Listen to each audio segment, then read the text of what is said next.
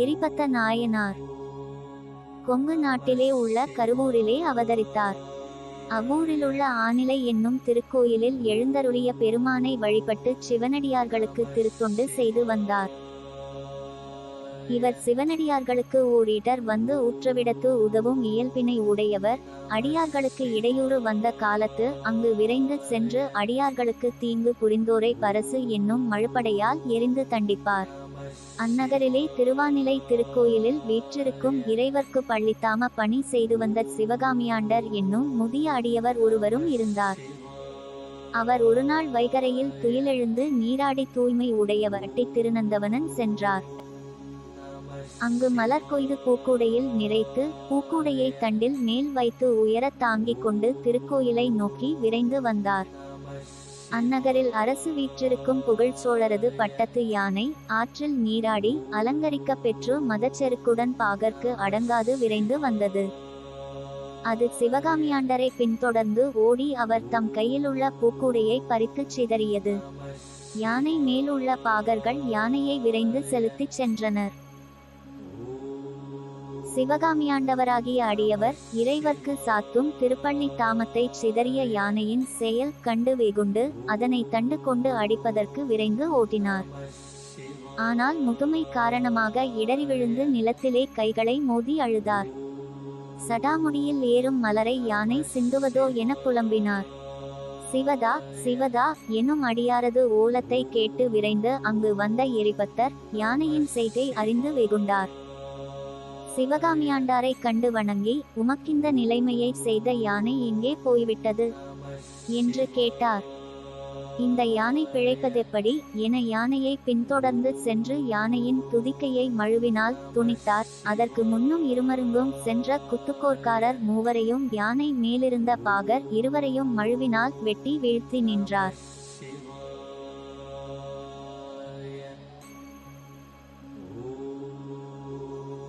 தமது பட்டத்து யானையும் பாகர் ஐவரும் பட்டு வீழ்ந்த செய்தியை கேட்ட புகழ்ச்சோழர் வெகுண்டார்.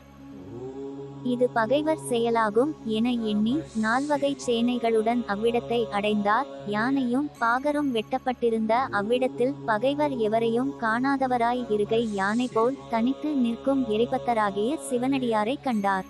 தம் யானையையும் பாகர்களையும் கொன்றவர் அங்கு நிற்கும் அடியவரே என அருகிலுள்ளார்கள் கூற கேட்டறிந்த வேந்தர், சிவபெருமானுக்கு அன்பராம் பண்புடைய இச்சிவனடியார் பிழை கண்டாலல்லது இவ்வாறு கொலை தண்டம் செய்ய மாட்டார்.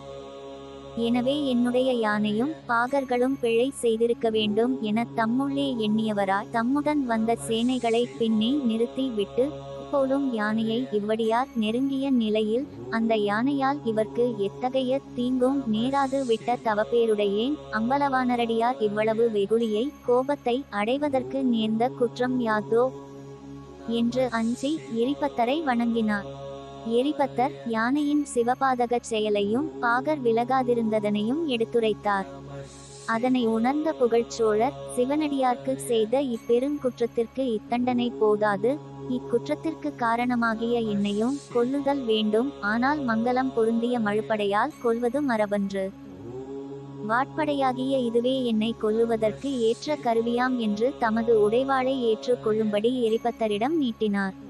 அது கண்ட எரிபத்தர், கெட்டேன், எல்லையற்ற புகழனாராகிய வேந்தர் பெருமான் சிவனடியார்பால் வைத்த அன்பிற்கு அளவில்லாமையை உணர்ந்தேன் என்று எண்ணி, மன்னர் தந்த வாட்படையை வாங்கமாட்டதவராய் தாம் வாங்காது விட்டால் மன்னர் அதனை கொண்டு தம்முயிரை துறந்து விடுவார் என்று அஞ்சு தீங்கு நேராதபடி அதனை வாங்கிக் கொண்டார்.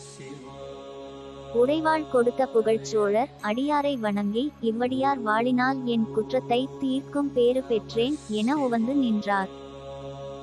அது கண்ட எரிபத்தர் தமது பட்டத்து யானையும் பாகரும் என் மழுப்படையால் மடிந்தொழியவும் உடைவாளும் தந்து, எனது குற்றத்தை போக்க என்னை கொல்லும் என்று வேண்டும் பேரன்புடைய இவர்க்கு யான் தீங்கு இழைத்தேனே என மனம் வருந்தி, இவ்வாளினால் எனது உயிரை முடிப்பதே இனி செய்யத்தக்கது என்று எண்ணி வாட்படையினை தம் கழுத்தில் பூட்டி அரிதற்கு முற்பட்டார். நிலையில் புகழ்ச்சோழர், பெரியோர் செய்கை இருந்தவாறு இது கெட்டேன் என்று எதிரே விரைந்து சென்று வாளையும் கையையும் பிடித்து கொண்டார். அப்பொழுது சிவபெருமான் திருவருளால் யாவராலும் தொழத்தகும் பேரன்புடையவர்களே, உங்கள் திருத்தொண்டின் பெருமையினை உலகத்தார்க்கு புலப்படுத்தும் பொருட்டு இன்று வெகுளிமிக்க யானை பூக்கூடையினை சிதறும்படி இறைவனருளால் நிகழ்ந்தது என்ற ஓர் அருள்வாக்கு எழுந்தது. அதனுடனே பாகர்களோடு யானையும் உயிர் பெற்றெழுந்தது. எரிபத்தர் வாட்படையை நெகிழவிட்டு புகழ்ச்சோழர் திருவடிகளில் வீழ்ந்து வணங்கினார். வேந்தரும் வாட்படையை கீழே எறிந்து விட்டு எரிபத்தர் திருவடிகளை போற்றி நிலமிசை வீழ்ந்து இறைஞ்சினார். இருவரும் இறைவன் அருள்மொழியினை வியந்து போற்றினர்.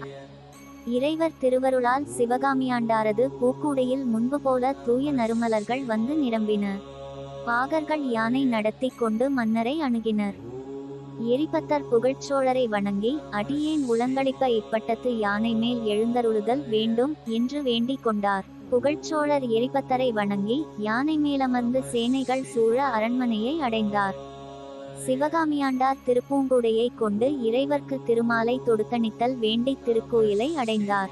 எரிபத்த நாயனார் இவ்வாறு அடியார்களுக்கு இடர் நேரிடும்போதெல்லாம் முற்பட்டுச் சென்று தமது அன்பின் மிக்க ஆண்மை திறத்தால் இடையூறகற்றி திருக்கயிலையை அடைந்து சிவகணத்தார்க்கு தலைவராக அமர்ந்தார்.